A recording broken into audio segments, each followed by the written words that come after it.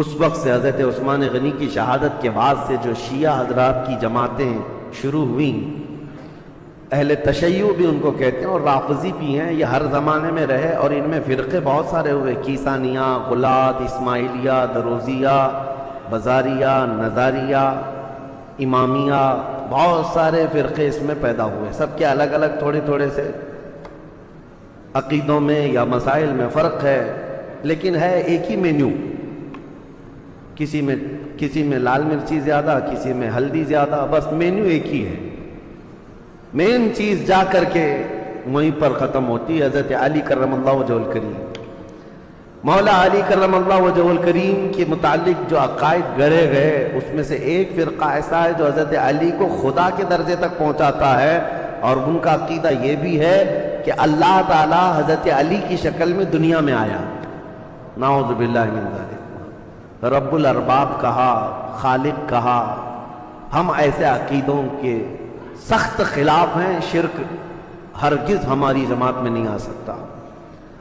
حضرت علی رضی اللہ تعالیٰ عنہ کے لیے کچھ لوگوں نے الوہیت کا عقیدہ یعنی خدا ہونے کا عقیدہ بنایا، اور ایک فرقہ ایسا آیا وہ تو یہ کہنے لگے نبوت جو ہے وہ حضرت علی کو ملنے والی تھی، اور حضرت علی سوئے تھے تو اس لیے محمد صلی اللہ علیہ وسلم کو جبرائیل دے کے چلے گئے۔ یہ ایسا ہی بتا رہے ہیں جیسے نان کٹائی دے کر چلے گئے۔ ارے میاں نبوت ہے، جو جاگ رہا ہے اس کو نان کھٹائی مل گئی، جو سو رہا ہے اس کو نہیں ملی، کوئی مٹھائی ہے؟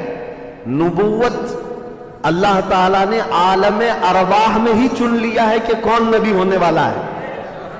یہ سویا جاگتا ہوا معاملہ نہیں ہے، ابھی دنیا میں کوئی پیدا بھی نہیں ہوا تھا، صرف روحیں تھی، اسی وقت روحوں میں اللہ نے منتخب کر لیا ہے کہ کون نبی ہوگا۔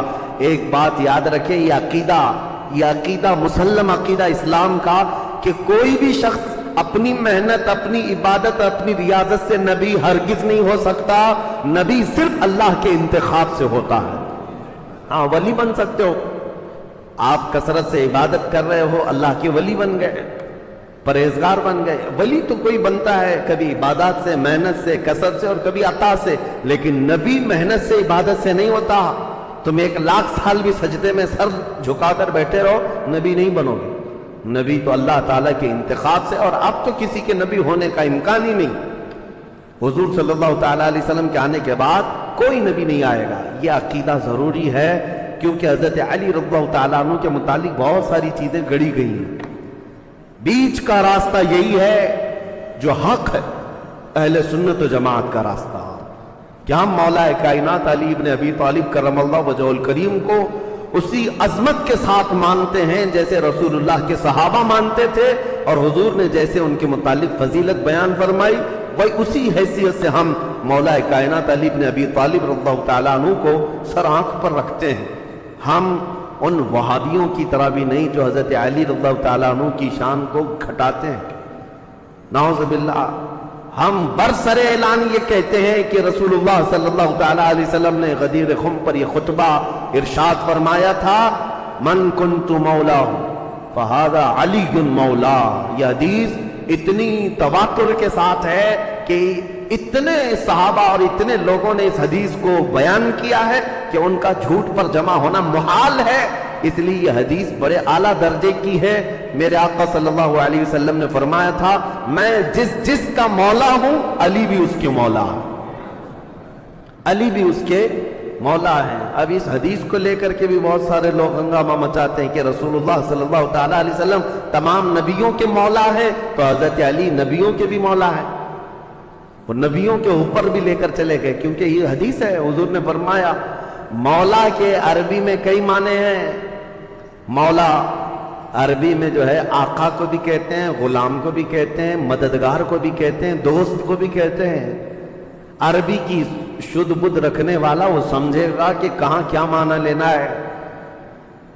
اسی طرح سے اگر عربی کی ترجمے کرنے لگ جائیں تو پھر اوٹ پٹانگ حرکتیں شروع ہو جائیں گی، جیسے گوگل ٹرانسلیٹ کر کے دے دیتا ہے، وہ کچھ بھی جیسا ہو اسی طرح سے اٹھا کر دے دے گا۔ ایک لفظ عربی میں آتا ہے اور اس کے 70 معنی ہیں، کسی کے 50 معنی، کسی کے 500 معنی ہیں۔ تو مولا کا مطلب کئی معنی ہیں۔ تو جہاں پوری کائنات مراد ہوگی، حضور نے فرمایا میں جس کا مولا ہوں، یقیناً میرے نبی آقا ہیں، جس کے حضور آقا ہیں، حضرت علی بھی اس کے آقا ہے۔ لیکن نبیوں کے متعلق یہ معنی نہیں لیا جائے گا۔ انبیاء اکرام افضل ہیں، پوری مخلوق میں سب سے افضل ہے، اور جو بھی ہوگا نبیوں کے بعد افضل ہوگا۔ بہرحال میں یہ ٹاپک کو صرف آپ کے سامنے اس لیے رکھ رہا ہوں کہ سوشل میڈیا کے اس بھیانک دور میں انہی حدیثوں کا سہارا لے کر بھولے بھالے نوجوانوں کے دماغ میں یہ باتیں ڈالی جاتی ہیں۔ یہ چیزیں بھی لائی گئی ہیں، حضرت علی نبیوں سے افضل ہیں۔ نہیں، اللہ کے انبیاء جتنے نبی ہیں وہ کائنات میں روئے زمین میں سب سے افضل انسان ہیں، اور ان کے بعد دوسرے صحابہ میں افضلیت ہے۔ سیدنا علی بن ابی طالب کرم اللہ وجہہ الکریم کے کمالات، اب میں آپ کو کیا بتاؤں کہ قرآن پاک کی جو آیت میں نے پڑھی ہے، محمد الرسول اللہ والذین معه اشداء علی الکفار رحماء بینہم تراہم رکعا سجدا، ان میں یہ چاروں خلفائے راشدین کا ذکر آ گیا ہے۔ صاحب یعنی مفسرین یہ فرماتے ہیں اس آیت میں حضرت علی رضی اللہ تعالیٰ عنہ کا ذکر بھی ہے، اور ابن عساکر نے تو یہ روایت کیا ہے کہ قرآن کی تقریباً 300 آیتیں ایسی ہیں جس میں حضرت علی رضی اللہ تعالیٰ عنہ کی فضیلت ثابت ہوتی ہے۔ اتنی بڑی بات ہے یہ۔ مولا علی کرم اللہ وجہہ الکریم کے فضائل و مناقب بے شمار ہیں۔ اب ان کا دور کیسے آیا، ان کی فضیلتیں آپ سنتے رہتے ہیں، اور سچ فرمایا شاعر نے ان کی فضیلت میں ایک جملہ کافی ہے، شاہ مردان شیر یزداں قوت پروردگار، لا فتح الا علی لا سیف الا ذوالفقار۔ فارسی کا یہ لفظ ہے، فارسی کا یہ شعر ہے جس میں شاعر یہ کہتا ہے شاہ مردان یعنی انسانوں کا کوئی بادشاہ ہے تو مولا کائنات علی بن ابی طالب ہے، شیر یزداں اللہ کا کوئی شیر ہے تو علی بن ابی طالب ہے۔ قوت پروردگار، دنیا میں اگر کسی کے پاس رب تبارک و تعالیٰ کی عطا کی ہوئی طاقت ہے، مظہر ہے کوئی، تو علی بن ابی طالب کو دیکھا جائے۔ لا فتح الا علی، شاعر یہ کہتا ہے حقیقت میں جوان کہلانے کے لائق کوئی ہے تو ابو طالب کا بیٹا علی ہے، اور پھر اگر تلوار کسی کی ذکر کرنے کے لائق ہے تو وہ ذوالفقار حیدری علی کی تلوار ہے۔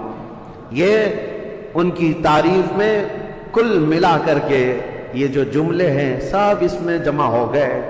حضرت علی بن ابی طالب رضی اللہ تعالیٰ عنہ جنگ بدر میں جو کردار ادا کیے ہیں وہ بیان سے باہر ہے۔ جتنے لوگوں پر آپ بڑھ چڑھ کر کے حملہ کرتے رہے کفار و مشرکین، جوانی کے عالم میں حضرت علی رضی اللہ تعالیٰ عنہ کے متعلق یہ بیان کیا، بہت ہٹا کٹا جسم تھا، بہت توانا تھے، طاقت سے، کافی بھاری آپ کا پیٹ تھا، اور لوہے کا خود پہننے کی وجہ سے ہمیشہ تو سر کے بال نکل گئے تھے۔ اتنی جنگوں میں شرکت فرماتے رہے، لوہے کی وہ ٹوپی ہوا کرتی تھی، اور وہ وقت آپ یاد کریں 7 ہجری جب رسول کریم صلی اللہ تعالیٰ علیہ وسلم صحابہ کو لے کر خیبر نکلے تھے، تقریباً مدینے سے 200 کلومیٹر دور یہ خیبر کی وادی ہے جہاں یہودیوں نے اپنا اڈا بنا لیا تھا، اور مسلمانوں کے خلاف روزانہ نت نئے فتنے وہاں سے نکلتے تھے اور منصوبے بنائے جاتے تھے حضور کے خلاف، مدینے کے خلاف، اور مکہ کے مشرکین بھی اس میں حصہ لیتے تھے۔ نبی کریم صلی اللہ تعالیٰ علیہ وسلم کو خبر یہ ہوئی کہ خیبر کے یہودی ایک جنگ کرنے کے لیے آ رہے ہیں مدینے، اور انہوں نے مکہ کے کافروں کو بھی بلا لیا ہے، نجد کے کافروں کو بھی بلا لیا، سب کو جمع کر کے دعوت دی ہے۔ حضور کو جیسی یہ خبر ملی، ابھی یہودی خیبر سے نکلتے کیا رسول اللہ خود صحابہ کے ساتھ خیبر پہنچ گئے، اور میں نے یہ خیبر کی تفصیلی جنگ کا بیان آپ کے سامنے پیش کر چکا ہوں جمعہ میں، جیسے سیرت مصطفیٰ کا جو درس کنٹینیو چلتا ہے اس میں جنگ خیبر میں نے بیان کیا ہے۔ یہ سخت قسم کی جنگ تھی، یہودی بڑے بڑے قلعوں میں وہاں پر محفوظ رہتے تھے، اتنے بڑے قلعے تھے ان کے، آج تک وہ موجود ہیں، 1400 سال کے بعد آج بھی وہ قلعے وہاں پر ویسی ہیں۔ ان یہودیوں کی پناہ گاہ تھی، اس میں بیٹھ کر کے حملے کرتے تھے، اور ان کا یقین تھا یہ کہ ان قلعوں کو کوئی عبور نہیں کر سکتا۔ جب صحابہ وہاں پہنچے تھے یہودیوں کی حالت خراب تھی، اور ان کے ہاں ایک مرحب نامی شخص تھا جس کا دعویٰ تھا وہ 1000 آدمیوں سے اکیلا لڑ سکتا ہے، 1000 انسانوں سے اکیلا لڑ سکتا ہے۔ خیبر میں چھوٹی چھوٹی جنگیں ہوئی، وہاں کے جتنے قلعے تھے وہ صحابہ جب فتح کرنے لگ گئے تو آخری جو ان کا قلعہ تھا مرحب، جس کے انتظام پر لگا رہتا تھا، یہودیوں نے اس کو اتارا تھا مرحب کو، کہ اب آخر میں اب تمہاری باری ہے، اگر تم نہیں بچا پائے ان مسلمانوں سے تو ہمیں کوئی نہیں بچا پائے گا۔ مرحب مسلمانوں سے جنگ کرنے کو اپنی توہین سمجھتا تھا کہ یہ چھوٹے بادیہ نشین لوگ ہیں، کھجور کھا کر زندگی گزارتے ہیں، پیبند لگے کپڑے پہنتے ہیں، ان کے پیروں میں چپل تک نہیں ہوتی، یہ ہم سے جنگ کرنے آئے ہیں، بڑے تحقیر سے حقارت سے دیکھا کرتا۔ لیکن اب حالات ایسے تھے کہ یہ پورے مسلمان گردنوں پر سوار ہو کر کھڑے تھے، اب تو ڈیفنس کرنا ہی تھا۔ مرحب جب اپنے قلعے سے باہر آیا تو یہ سخت قسم کی جنگ تاریخ اسلام میں لکھی گئی ہے، کیونکہ خیبر فتح ہونے کے بعد ہی سارے فتوحات کا دروازہ کھل گیا ہے اسلام کے لیے۔ ساری فتحیں جتنی ہوئی یہ خیبر کے بعد فتوحات کا دروازہ کھل گیا تھا جو رکنے کا نام نہیں لیتا۔ تو جیسے ہی مرحب سامنے آیا تو اس نے پکار کر کے یہ کہا شعر پڑھتے ہوئے کہ تمہیں پتہ ہے کہ خیبر پورا مجھے پہچانتا ہے، یہاں کے در و دیوار سے پوچھو کہ مرحب کس کا نام ہے۔ مرحب کی آواز سے اور اس کے چلنے پھرنے سے یہاں کے پتھر بھی کانپتے ہیں۔ وہ رجزی اشعار پڑھ رہا تھا۔ تو حضرت علی کرم اللہ وجہہ الکریم اس جنگ میں کیسے شریک ہوئے تھے؟ یہ 3 دن تک کنٹینیو چل رہی تھی، صحابہ کو فتح نہیں مل رہی تھی، کچھ صحابہ شہید بھی ہو گئے تھے، اور رات کے وقت رسول کریم صلی اللہ تعالیٰ علیہ وسلم بیٹھے اور کہا کل کی صبح ہونے دو، میرے ہاتھ میں جو پرچم ہے میں ایسے کو دوں گا جس کو اللہ اس کے رسول بے حد چاہتے ہیں، اور اللہ تعالیٰ نے اس کے ہاتھ میں یہ فتح رکھی ہے۔ صحابہ کہتے ہیں پوری رات ہم نہیں سوئے۔ حضور نے جو یہ بشارت دی تھی اس میں بشارتیں کیا کیا تھی؟ ایک تو یہ تھی کہ قلعہ اس کے ہاتھ فتح ہوگا، دوسرا یہ کہ اللہ اس کو اور اس کے رسول بے حد اسے چاہتے ہیں۔ حضرت عمر کہتے ہیں ہمیں غالب گمان یہی رہتا تھا کہ شاید جھنڈا ہمارے ہاتھ میں آئے گا۔ صبح اسی طرح رات کروٹ لے کر صحابہ نے گزاری تھی کہ ہمارا نام آ جائے گا۔ جیسی صبح ہوئی نبی کریم صلی اللہ تعالیٰ علیہ وسلم نے صحابہ کی جماعت کو جمع کیا، سب گردنیں اٹھا کر حضور کو دیکھ رہے تھے کہ یہ جھنڈا کس کے ہاتھ میں ہوگا۔ پھر رسول کریم صلی اللہ تعالیٰ علیہ وسلم نے پکار کر کہا علی بن ابی طالب کہاں ہے؟ اس جماعت میں وہ تھے ہی نہیں وہ صحابہ، کیونکہ اس وقت وہ بیمار تھے، بخار بھی سخت تھا۔ حضور صلی اللہ تعالیٰ علیہ وسلم سے عرض کیا یا رسول اللہ صلی اللہ علیہ وسلم ان کی آنکھوں میں آشوب آیا ہے، جو لال ہو جاتی ہیں آنکھیں، تو آنکھیں لال ہو گئی ہیں اور بخار زدہ ہیں۔ حضور نے فرمایا اسی حالت میں ان کو لے کے آؤ۔ بستر سے اٹھا کر حضرت علی کو لایا گیا، آنکھوں سے پانی بہ رہا تھا۔ نبی کریم صلی اللہ تعالیٰ علیہ وسلم نے اپنا لعاب پاک ان کی آنکھوں پہ لگایا۔ حضرت علی کہتے ہیں میری آنکھیں اخیر زمانے تک اتنی تیز نظر آتے تھا جس کا کوئی اندازہ نہیں کر سکتا۔ حضرت علی رضی اللہ تعالیٰ عنہ کے ہاتھ میں حضور نے جھنڈا دیا اور کہا جاؤ، اللہ اس کے رسول تمہیں بے حد چاہتے ہیں اور یہ فتح تمہارے نام رکھی ہے۔ سارے صحابہ کہتے ہیں حضرت علی کو دیکھ کر ہم رشک کرتے تھے کہ کیا مقام پایا علی بن ابی طالب نے۔ اس وقت ان کی جوانی کا ہی وقت تھا، اور جب وہ جھنڈا ہاتھ میں لے کر کے آئے تھے یہ مقابلہ مرحب سے ہونا تھا، جو 1000 انسانوں سے تنہا لڑ سکتا تھا، اکیلا لڑنے کی طاقت رکھتا۔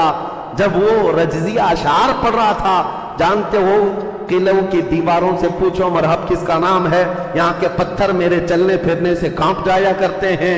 پھر حضرت علی آگے آئے، پوچھا مرحب نے تم کون ہو؟ حضرت علی نے کہا انا الذی سمتنی امی حیدرا، میں وہ ہوں کہ میری ماں نے میرا نام حیدر رکھا ہے۔ حیدر کا مطلب جانتے ہو؟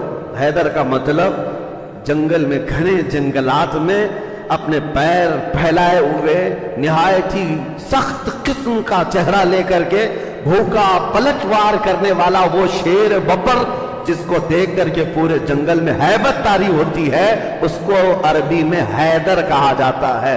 حضرت علی کہتے ہیں عربی جاننے والے سمجھ سکتے تھے، انہوں نے رجزی اشعار میں حضرت علی نے صرف اتنا کہا انا الذی سمتنی امی حیدرا، میں تو وہ ہوں کہ میری ماں نے میرا نام حیدر رکھا ہے۔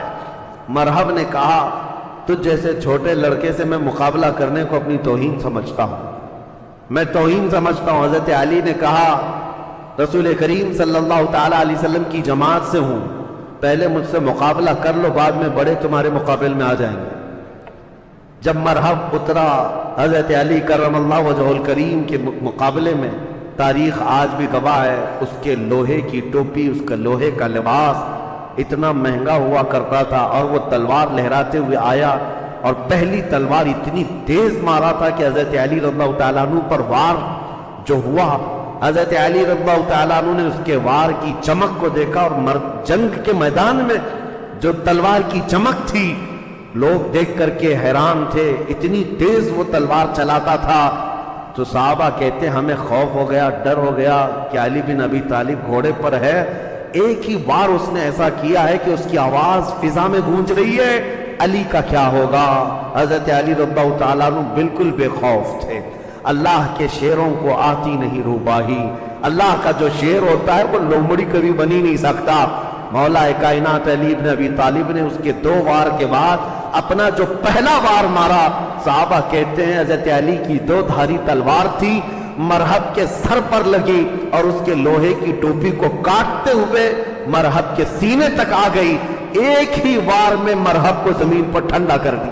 فاتح خیبر حضرت علی رضی اللہ تعالیٰ عنہ ایک ہی بار میں مرحب کو ٹھنڈا کیا، اور اس کے بعد اسی کے اشعار حضرت علی نے پڑھ کر لوگوں کو سنایا، اے لوگوں سنو، یہ جو ٹھنڈا ہوا ہے جسم، یہ وہی ہے جس کی چلنے پھرنے کی آواز پتھر سنا کرتے تھے، دیوار سنا کرتے تھے۔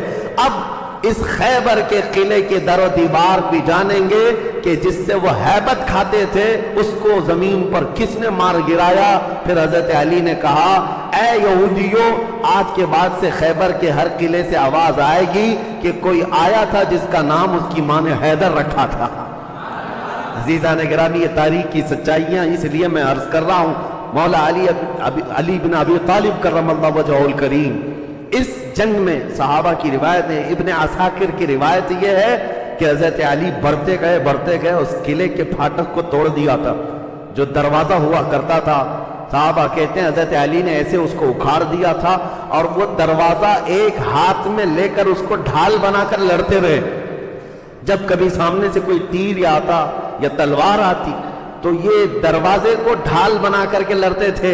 تم اپنے گھر کا دروازہ اٹھا کر کے دیکھو، خیبر کا دروازہ الگ ہے، اپنے گھر کا دروازہ بھی نہیں اٹھا پاؤ گے۔ آج کے نوجوانوں کی بات کر رہا ہوں، وہ خیبر کا دروازہ ایسا تھا کہ اس کے بعد حضرت علی نے اس کو اپنی پیٹھ پر رکھا دروازے پر، کئی صحابہ تو اس کے اوپر سے چڑھ کر کے قلعے کے اندر گئے، اور صحابہ کہتے ہیں اس کے بعد اس دروازے کو 16 گز آگے انہوں نے ایک ہی ہاتھ سے پھینکا تھا۔ رسول کریم صلی اللہ تعالیٰ علیہ وسلم کا فرمان ہوا اس دروازے کو راستے سے ہٹایا جائے۔ صحابہ کہتے ہیں ہم 40 لوگ مل کر نہیں اٹھا پا رہے تھے، اور علی بن ابی طالب تنہا ایک ہاتھ سے اٹھا کر اس کو پھینک چکے تھے۔ لا فتح الا علی، لا سیف الا ذوالفقار، یہ شجاعت، یہ جمع مردی اللہ کے شیر کو اللہ نے عطا کی ہے، قوت پروردگار۔ میرے عزیزوں، ان کے فضائل، ان کے مناقب، ان کے کمالات بیان سے باہر ہیں، بیان سے باہر ہیں۔ ہر بچے کو، ہر جوان کو تاریخ یاد رکھنا بہت ضروری ہے، اور اگر اپنی تاریخ سے تم بے بہرا ہو تو دنیا جو پٹی پڑھائے گی وہ صحیح سمجھنے لگ جاؤ کہ آج حالات یہی ہیں۔ تم خالی کورے کاغذ لے کر کے بیٹھے ہو، سوشل میڈیا میں کوئی آیا نئی بات بولا، کہا ہاں یہ تو بالکل نہیں لگ رہی ہے، نہیں کچھ نہیں، 1400 سال پرانی ہے، تم کورے تھے، تم نے پڑھائی کہاں تھا؟ اس لیے تاریخ کی سچائیاں اگر تمہیں یاد نہ ہو تو اگلا دور جو آنے والا ہے اور بھی بہت ڈینجر ہے، بہت سخت ہے۔ آپ کو پتہ ہے یہ ظالمانہ حکومتیں جو ہمارے سر پر آج منڈلا رہی ہیں، یہ دجالی نظام جو پیدا ہو چکا ہے، یہاں سب چیزوں پر اٹیک ہے، سب چیزوں پر اٹیک ہے۔ آپ یہ مت سمجھنا کہ یہ صرف ہماری مسجدیں گرا رہے ہیں یا ہماری خانقاہوں کو پامال کر رہے ہیں، بلکہ ماسٹر پلاننگ کے ساتھ تمہاری نسلوں کی تباہی کا انتظام ہو چکا ہے۔ ماسٹر پلاننگ کے اعتبار سے آج اے نوجوانوں، اگر دنیا تمہاری تاریخ مٹانے کی کوشش